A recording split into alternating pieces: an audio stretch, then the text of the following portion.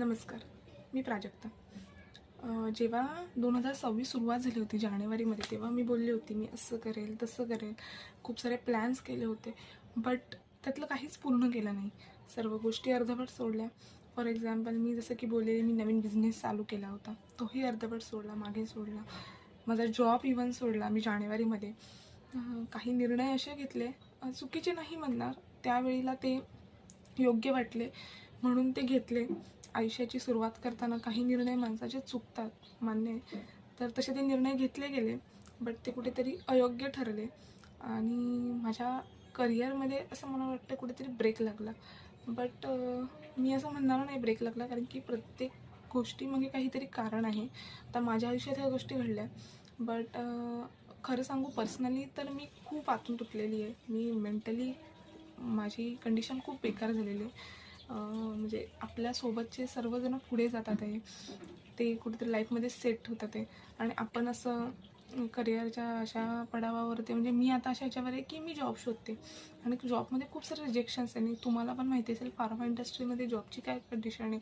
आता सध्या जॉब नाही आहेत मार्केटमध्ये, फार कमी वॅकन्सीज निघतात. वॅकन्सीज निघाल्या तर त्या खूप लांबच्या वॅकन्स्या निघतात आणि ज्याच्यात हवं आहे त्याच्यामध्ये नाही भेटत. सो मी ह्या सर्व प्रॉब्लेममधनं फेस करते, बट आय नो की मी ह्यातून मार्ग काढेल ॲक्च्युली. आणि आत्ता माझ्या डोक्यामध्ये एवढं कन्फ्युजन आहे की माझं झालं आहे B.Pharm आणि मला आत्ता ह्या मोमेंटला असं वाटतं की मला M.Pharm करायचं आहे, म्हणून मी GPATची एक्झाम दिली. पण आता अगेन माझ्या मनात असं आलं की बोलतात M.Pharm करून पण जॉब नाही.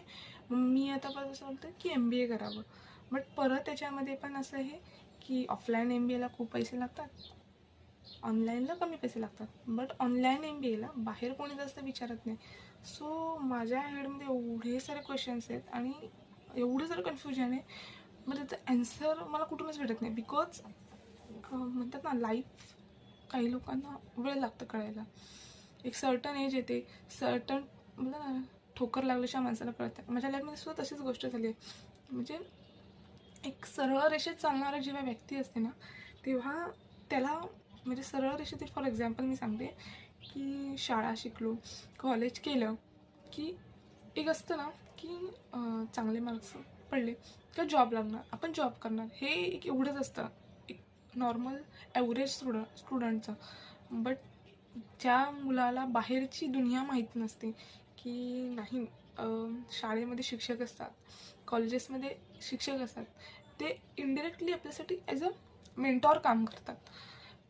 तर हे जेव्हा आपल्या लाईफनं निघून जातात ना, तेव्हा आपल्याला रिअलाईज होतं